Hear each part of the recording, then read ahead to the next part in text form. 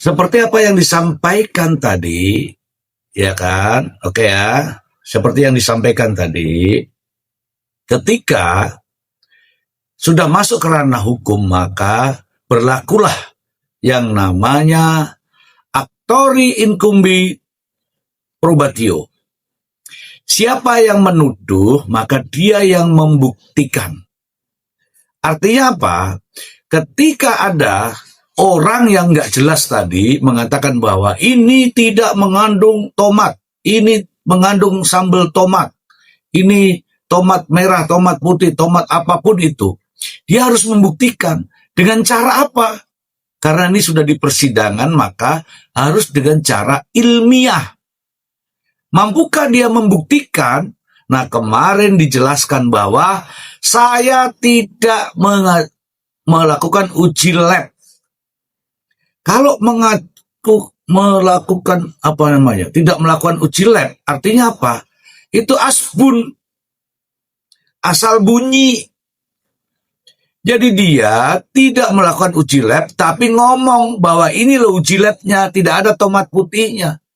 Bagaimana menurut dokter?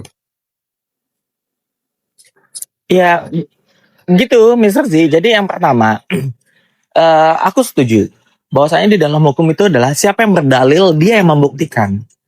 Begitu. Tunggu dulu. Dia yang menuduh, harus dia yang membuktikan bahwasanya itu tuduhan dia itu benar, kan gitu, Mr. Z. Ya, tunggu dulu dok. Ini ada yang ngomong begini, nepos andur, takut ya dok tip naik. Nah, emang dia bisa naik? Emang bisa naik dia?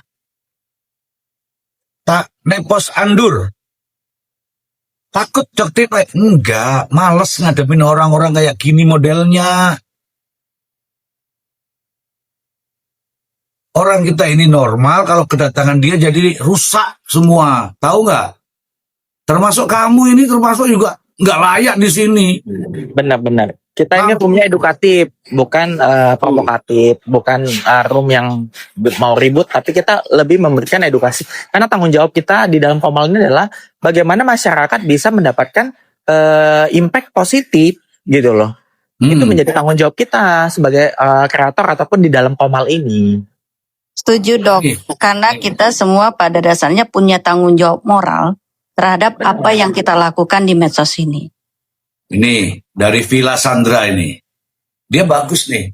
Lebih tepatnya bukan takut, tapi males sama orang OD. Udah tahu begitu kok. Masa aku mau naikkan? Sorry Jack. Ya kan? Ya enggak? Oke. Itu bagaimana Dokter Andreas? Ketika ada menyebut bahwa ini sesuai lab, tapi di persidangan nggak mampu tuh menunjukkan lab. Bagaimana menurut dokter? Nah, begini, ya itu dia, Mr. Z. Ini perlu diketahui nih ya, buat teman-teman semuanya ya. Kita setuju dari statementnya Mr. Z di dalam hukum itu ketika dia menuduhkan atau dia yang berkata seperti itu, dia harus bisa membuktikannya. Bukan kita yang membuktikan, tapi dia yang membuktikan bahwasanya tuduhan itu adalah benar. Jadi nggak sembarangan menuduh begitu. Nah, tapi balik lagi, karena tuduhan ini adalah framing yang dibuat, yang dibelok-belokin, yang nggak benar, sehingga dia tidak bisa melakukan pembuktian itu. Nah, sekarang kan saya berikan tadi secara apa ya, lebih detailnya tadi. White tomato itu apa kandungan white tomato yang dia mau uji? Sama seperti kita mau menguji satu darah ya. Misalnya ini ada penyakit ada datang pasien demam. Kemudian yaudah ini kita cek darah. Apanya yang dicek? Sehingga aku mengetahui demam itu apa penyebabnya. Ya sama, white tomato ini ada buah tomat putih. Apanya yang mau ku cek? Vitamin C-nya kah? Vitamin A-nya kah? Apakah glutationnya kah? Kan ada beberapa komponen atau takaran yang terkandung dalam white tomato tersebut gitu. Nah, sekarang dia kan bingung juga. Ini ada white tomato, ada tomat putih, yang mau ku cek apanya. Sehingga itu ada yang namanya WT tersebut. Coba dia cek. Nah, kalau aku yakinnya sih begini ya, Mr. Z. Ketika ada white tomato, ada tomat putih, dia waktu cek ke lab pun bingung, kau mau ngecek apa? Kau mau ngasih buah ini apa yang mau kau cek? Kan gitu, Mr. Z. Ya. Simpelnya kan begitu. Aku mau ngapain? Kok ngasih tomat putih ini? Mau kuapain tomat putih ini? Kan gitu. Ya kan? Nah, untuk kemudian dia bilang, ya udah, kandungan apa aja yang di dalam tomat putih ini? Ketika misalnya dicek, ya kandungan apa aja? Nah, secara ilmiah dia kandungannya ini. Apa yang mau kau cek lagi? Ada kandungan ini, apa? Airnya aja yang mau kau cek. Bisa aja kan, Mr. Z? Gak usah kandungannya, tapi aku mau mengecek airnya dalam 1 gram tomat putih yang ada di dalam tomat putih, ada berapa mili air terkandung di dalam tomat itu. Bisa. Kan gitu. Sekarang apa yang mau kau cek? Nah, ketika misalnya, oh yaudah, cek aja glutationnya. Ketika dia ngecek dalam 1 tomat putih itu ada glutationnya, dia malu, Mr. Z. Karena apa? Jelas di WT itu ingredientnya adalah glutation. Sehingga dia tidak menunjukkan hasil itu. Paham nggak, teman-teman? Iya. Iya, paham, Nih. dokter. Gitu. Jadi ini adalah bentuk framing yang memang framing, ya kalau aku bisa maki, salahnya aku nggak bisa memaki ya. Jangan dok. Gitu, Jangan, Dok. teman-teman. Jangan, dokter. Dokter harus menunjukkan wibawa, dokter. Iya. Jangan seperti dia. Nah, aku akan harap kalian paham dengan penjelasan aku itu aja sih. Ya, Dok, oke. kurang lebih Iya. tadi penjelasannya ya dok ya, bahwa Oke. dalam Dok, kandungan terima kasih dok. Tapi janganlah dok. Dokter punya satu kelas yang baik pastinya. Satu profesi yang terpelajar pastinya. Justru di sini Terima nih, kasih, dokter Andreas. justru di sini nih teman-teman menunjukkan kepribadian orang. Sementara Dokter Andreas menyampaikan sesuai dengan apa yang Dokter Andreas ketahui, tiba-tiba ada sosok yang saya nggak suka itu muncul di sini, ya langsung menulis di sini ngomong apa sih tungkir gitu. Dia tidak menghargai, betul-betul tidak menghargai orang yang ini. Jadi kalau dia tidak menghargai orang lain, lah untuk apa kita hargai? Kalau tidak menghargai, kita lebih itu. Paham? Begitu loh. Apalagi disuruh. Betul nggak teman-teman? Kalau ada yang tapping begitu, lebih baik kita sikat. Anggaplah dia kuman, kita semprot. siap mau mempertegas sedikit ya penjelasan dokter Andreas. Kurang lebih kalau saya simpulkan begini, koreksi kalau saya salah ya dok. Jadi di dalam tomat putih itu ada kandungan glutenion lah, itulah susah banget ngomong itu Iya. Pak dokter. Maka gluten itulah yang ditaruh di komposisinya. Demikian artinya obat itu white tomato itu tetap mengandung tomat putih gitu dok. Iya, betul. Jadi glutathione. Jadi gini, vitamin C nih, aku kasih deskripsi ini lagi ya, perumpamaan lagi. Misalnya ada satu suplemen lagi nih, misalnya suplemennya vitamin C atau vitamin E atau lain dan sebagainya. Tapi kan vitamin C ini kan bukan hanya terkandung pada jeruk saja. Vitamin C ini kan bukan hanya pada mangga saja, stroberi saja. Tidak seperti itu kan? Nah, ternyata di dalam kekhususan satu suplemen tersebut, dia mengambil sekian persennya dari stroberi. Sehingga dia membuat gambarnya stroberi. Bukan berarti vitamin C-nya misalnya 500 mg, tapi 500 mg itu dari stroberi semua. Enggak begitu. Tapi ada sekian persennya dari stroberi. Kurang lebih seperti itu, teman-teman. Jadi sama seperti WT. Yang mungkin di dalam WT ini, di dalam glutathione si WT ini, dia mengambil sekian persennya ya, walaupun hanya 1% atau 0, sekian persen, tapi ada glutathione itu dari situ diambilnya. Kenapa dia mengambil dari situ? Dia menemukan satu formula, maybe ya, R&D-nya ya, menemukan satu formula. Nah, white tomato ini yang bisa boomingkan dia di dalam satu produk. Sama seperti vitamin ya. Vitamin CDR. Vitamin dan CDR sama-sama vitamin C. Tapi muncul lagi ada UC 1000. Sama-sama vitamin C. Gitu. Tapi di dalam UC 1000 itu dia mengambil apanya? Gitu lah. Yang menjadi poin bagi mereka untuk ini produkku nih bisa dikenal dan disukain oleh konsumen. Ya sama juga seperti si WT ini, White Tomato ini. Nah, ya kalau misalnya kita bisa perhatiin ya, White Tomato ini juga aku juga punya L-glutathione reduce namanya glutanol. Tapi aku tidak menggunakan White Tomato. Sama gitu loh. Tapi kita sebagai pembisnis atau R&D atau dokter atau siapapun itu sebagai brand owner, dia harus tahu apa yang menjadi perbedaan dari produk aku dan produk yang lainnya. Benar nggak? Betul. Begitu dong. Ya itu namanya kreatifnya seseorang. Seseorang itu dia kreatif. Pinter dia. Nah, untuk si Samirun nggak bisa seperti itu. Karena dia bisanya cuma ngoceh. Dia nggak bisa dan nggak mampu berpikir seperti itu. Karena dia tidak mampu berpikir secara ilmiah. Izin dok. Jadi gini dok, kalau glutathione itu apa ya? Glutathione yang dibuat oleh Dr. Richard itu di dalam wawancara dengan Denison Margo itu sudah disebutkan bahwa glutathione yang dia melakukan permintaan kepada si produsennya ini yang membuatnya itu pabriknya, dia request spesial glutathione yang berasal dari white tomato. Dia ada purchase ordernya, dia punya bukti purchase ordernya bahwa glutathione yang dia mau itu harus yang dari white tomato. Nah, jadi kembali ke pertanyaan Warung Jelita yang waktu ada bukti rekaman itu. Jadi memang benar di dalam rekaman Dr. Richard itu waktu lakukan penjualan, dia bilang dia ini ada glutathione yang diekstrak dari white tomato dan itu memang nggak ada salahnya karena memang purchase ordernya itu sesuai dengan request yang dia minta ke pabriknya gitu loh.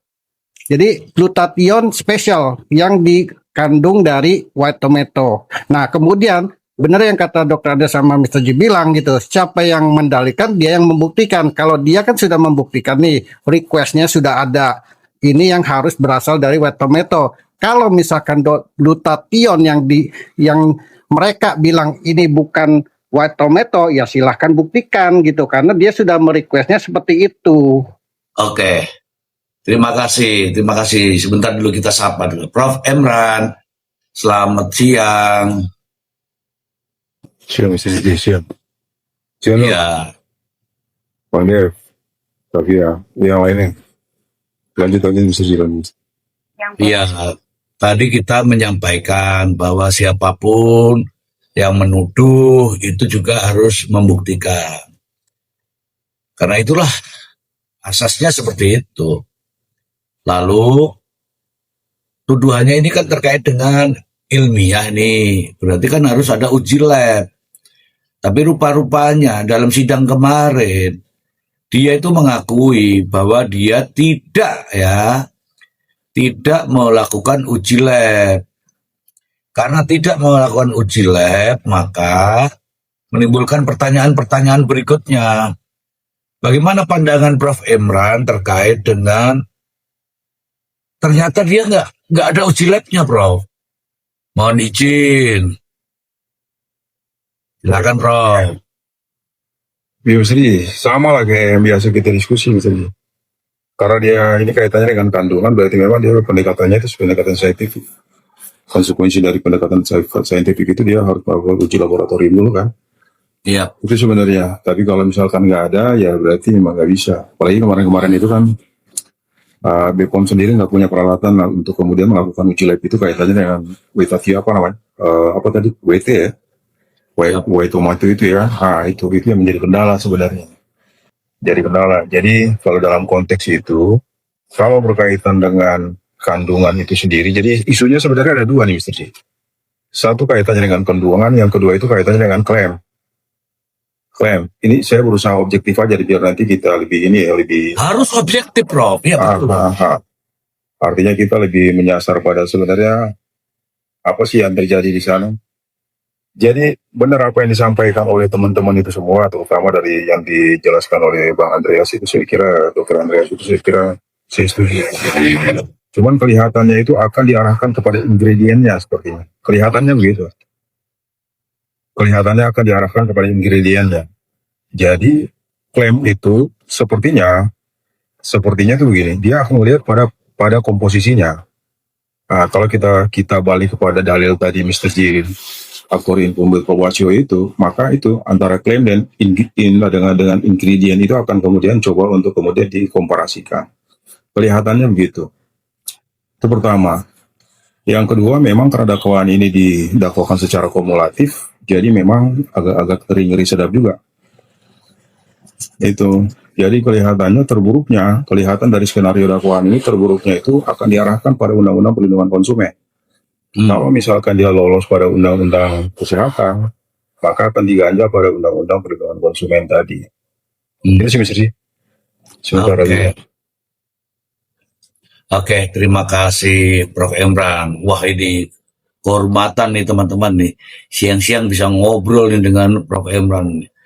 Mungkin ada kawan-kawan yang ingin langsung nih memberikan tanggapan. Aku mau bertanya, Mas Roji. Aku mau bertanya sama Prof. Emran. Ini menarik nih, Undang-Undang Perlindungan Konsumen.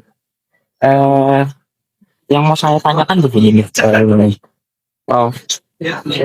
Yang disebut konsumen itu sebenarnya apa sih? Apakah kita tahu ya dalam persidangan dia kan tidak menggunakan, dia tidak menggunakan ke produk itu. Dia Suaranya kok kecil, Dok, suaranya kok kecil, Dok? masih kecil kan? Masih kecil. Kecil. Kecil banget ya? Oke. Masih kecil kan ya terlebih. Sekarang udah gede. Wah. Jadi kalau misalnya kita makanya Undang-Undang Perlindungan Konsumen yang di pasal yang di dakwaan dia 62 ya kalau nggak salah, pasal 62 ya di perlindungan konsumen. Nah sekarang yang disebut dengan konsumen itu sebenarnya apa sehingga itu masuk ke perlindungan konsumen? Karena ini pelapornya ini si HH, dia sendiri mengaku dia bukan konsumen, dia tidak pengguna dan dia tidak tahu transaksi tersebut. Maka dia bisa masuk ke dalam Undang-Undang Perlindungan Konsumen. Udah loh. Gitu. Kemudian kalau misalnya kita mengharapkan kualitas ingredient tentang klaim apa segala macam. Kalau memang kayak gini prinsip cara berpikirnya paham. Semua produk yang ada di marketplace itu bisa dilaporkan karena tidak sesuai semua. Walaupun saya tidak pengguna. Air galon diganti. Apakah sesimpel itu kita melaporkan orang dengan perlindungan konsumen sementara kita beli tidak menggunakan?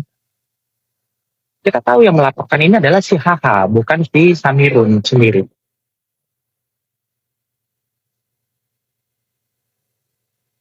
Oke, sudah selesai, Dr. Andreas. Silakan, Prof. Oke. Iya, kalau saya juga kemarin sebenarnya ikutin juga sih pertanyaan dari pengacara Faisal. Sebenarnya, ya kaitannya dengan pasal 1 ya, pasal 1 undang pasal 1 ayat berapa loh, saya kaitannya dengan undang-undang definisi. Sebenarnya itu dia lebih kepada norma definisi. Tapi norma perbuatannya itu diatur pada pasal 8 itu sebenarnya. Kalau kita baca antara norma perbuatan di pasal di undang-undang perlindungan konsumen dan undang-undang kesehatan itu sebenarnya sama semua dia perbuatannya, memproduksi, mengedarkan, menjual dan sebagainya. Itu pertama. Yang kedua, kalau kita baca dua pasal ini ada dua karakteristik delik. Satu itu delik, dia sifatnya itu delik formil. Yang kedua itu adalah delik umum atau delik biasa. Kalau dia delik formil, berarti dia nggak butuh adanya akibat gitu lah. Jadi nggak perlu adanya korban. Nggak perlu ada korban. Yang penting sudah diproduksi atau diedarkan atau kemudian dijual, maka memang itu perbuatannya sudah dianggap merupakan tindak pidana. Itu pun sama yang kita baca kalau kita merefer pada undang-undang kesehatan juga sebenarnya sama. Normanya itu sama begitu. Yang kedua begini, kalau kita lihat kemarin itu kan Si Samira itu bukan dihadirkan sebagai saksi korban, tapi dia dihadirkan sebagai saksi. Saksi. Berarti kelihatannya ini lebih kepada aduan masyarakat. Jadi dia inline dengan pasal pasal 183 itu dan pasal 62 di kedua undang-undang yang kemudian didakwakan itu. Artinya dia bersesuaian kaitannya dengan dua karakteristik delik tadi, delik formil itu. Kalau delik material, maka memang korban itu menjadi penting. Tapi kalau misalkan tapi kalau delik formil, berarti korban itu nggak membutuhkan adanya korban. Itu sih, Dok. Izin Prof 138. 138. Nah, oke, Prof. Artinya begini, aku juga ini penasaran ya dari hasil persidangan nanti atau di putusan nanti seperti apa. Kalau ini terjadi ke deliknya adalah delik formil, maksudnya bahwasanya ini adalah aduan masyarakat, kita tidak perlu ada korban. Prof, kan seperti itu. Aku yakin ya, kan banyak sekali pelaku usaha yang akan dilaporkan kalau seperti ini.